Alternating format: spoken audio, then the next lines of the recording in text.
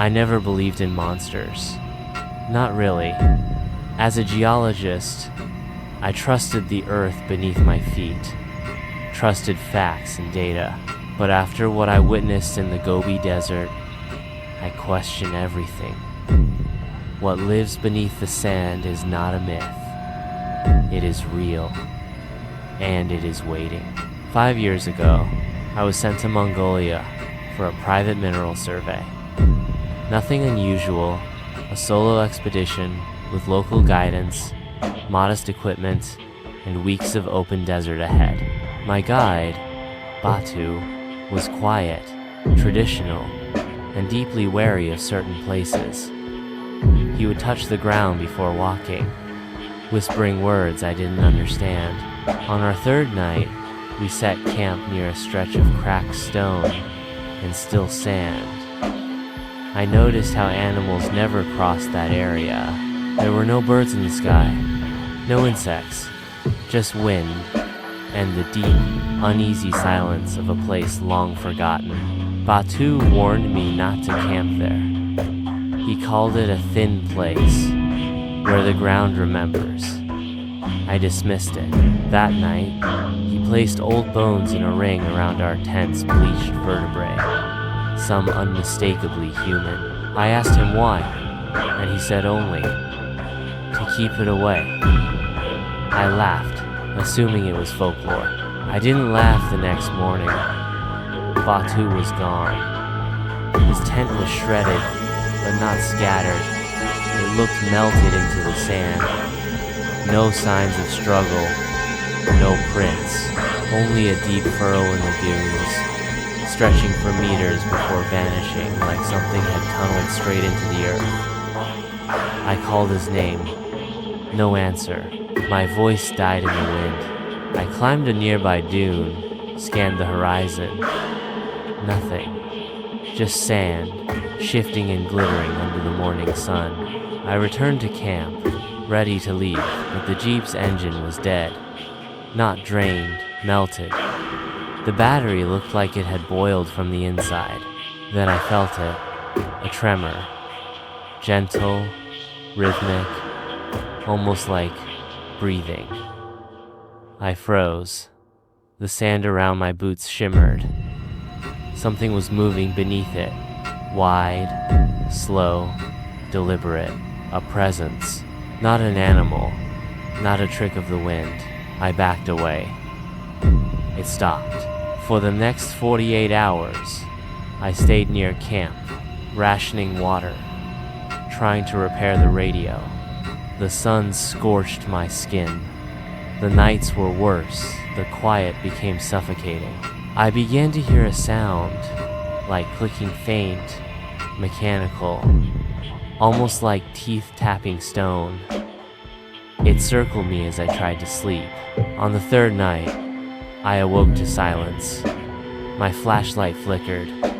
Then, without warning, the ground 5 meters from me exploded. Not upward, but outward. Like something surfacing. Just for a second, I saw it. A glimpse. Red scales, glossy, massive, covered in dust that slid off like smoke. And an eye round, lidless, with a vertical slit that shimmered like liquid metal. It blinked, then it vanished beneath the sand, leaving behind only the tremors. I didn't sleep after that. I packed what I could carry and began walking west, using only the stars to guide me. After several hours, I came across what looked like ruins half swallowed by dunes. Crumbling stone pillars, weathered walls etched with strange, spiraling carvings. Inside was cold, unnatural so. The walls pulsed faintly in the dark. My flashlight caught symbols, not letters, but shapes resembling eyes and teeth. One mural showed a coiled creature devouring the sun. Another showed men kneeling in sand, arms outstretched, mouths open in agony. At the center of the room stood a stone basin, black as obsidian. Something glistened inside it, thick, red, almost alive. Against my instincts, I reached toward it. The moment my fingers touched the edge, the air snapped. I heard a voice. Not with my ears, in my mind. It didn't speak in words. It poured images of deserts cracking open, of storms choked with ash, of cities buried in silence. I saw Batu, eyes wide, screaming wordlessly beneath the sand. The vision ended with a name whispered not in sound, but in thought. Not Olgoi-Khorkhoi, not Deathworm. It was older, hungrier. I staggered out of the ruins into a night that didn't feel like night. The stars were wrong. The wind carried voices. And behind every dune, I felt something watching. Then I saw the full form. A wave of sand lifted like a tidal surge. From its crest, the red serpent rose. Its body was massive, easily 50 meters long, covered in scale-like plates that shimmered with heat. Its mouth wasn't a mouth, it was a circular opening rimmed with glassy teeth that spun slightly, constantly. It didn't roar. It didn't move fast. It watched me. It blinked, and the world tilted.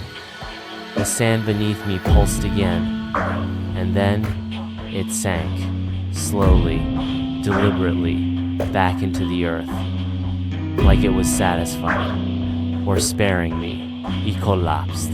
I don't remember how I got out. A trucker found me on the edge of the desert highway 3 days later, dehydrated, babbling, wrapped in cloth and sunburn. I was taken to a hospital in Ulaanbaatar. No one believed what I said. Not really. They blamed heat stroke, delirium, trauma, but I know what I saw, and I know what followed me back. Even now, I hear the clicking in my walls. The sand never washes from my clothes. Sometimes I dream of those ruins, of Batu, still alive, whispering to the stones. I dream of cities swallowed whole, of people disappearing in the night, and always, the tremor, that breathing rhythm beneath the ground. I've moved 3 times since then. Different countries, different climates, but it finds me, not with claws, with memory. It slithers through story, through fear. The more I speak of it, the stronger the tremors become. So this is my warning. If you ever feel the sand beneath your feet shift, even if you're nowhere near a desert, don't move, don't speak. And whatever you do, don't whisper its name, because if you do, it will hear you. And once it hears you, it never forgets.